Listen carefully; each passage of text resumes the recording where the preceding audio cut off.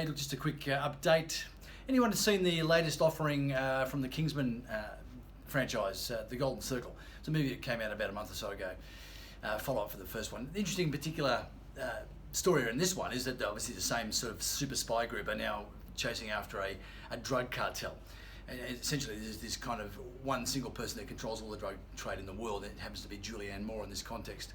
So she controls all the drug trade, and she's this kind of benevolent, well, seemingly benevolent person that's distributing drugs. But what she's done is she's distributed a drug with a certain toxin attached, and she's also got the pharmaceutical solution to it. So there's this whole story, this narrative around this kind of, up and down, I'm in control of this, I've got control of this, the drug space and what that can and can't do.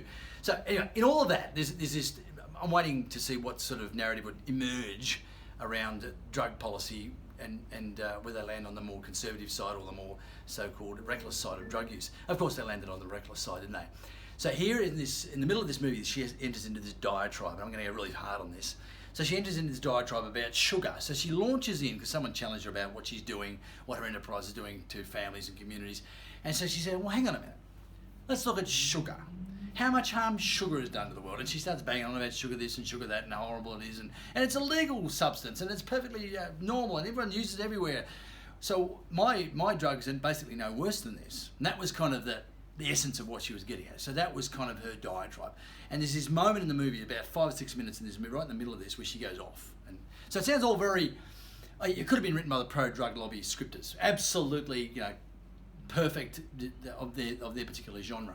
So anyway, my question is though, for us today, and for anyone out there, and I don't suggest you do this in reality because it would be incredibly dangerous, but I want you to imagine if I sat here right now and I actually took a teaspoon of sugar, or even not a tablespoon, a teaspoon, so a small teaspoon of sugar, and I literally scooped it out of the sugar bowl and ate it. Now, I'm hypoglycemic, so I have low sugar content, so that may or may not work for me, but basically I feel sick. I might get a little bit of a rush, but that'll be the end of it. Then imagine doing the same thing, taking a teaspoon of butter or shatter, 90% THC. Just 1 teaspoon of shatter. What about 1 teaspoon of cocaine? Or 1 teaspoon of crystal meth?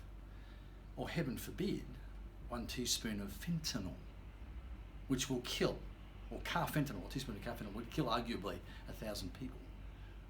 Now when you put it in that juxtapose, it's a ridiculous comparison. But that's exactly what the pro-drug lobby wants to do. They want to continue to tell you that because some things aren't as healthy as they could be, that's basically the same as correct or safe drug use.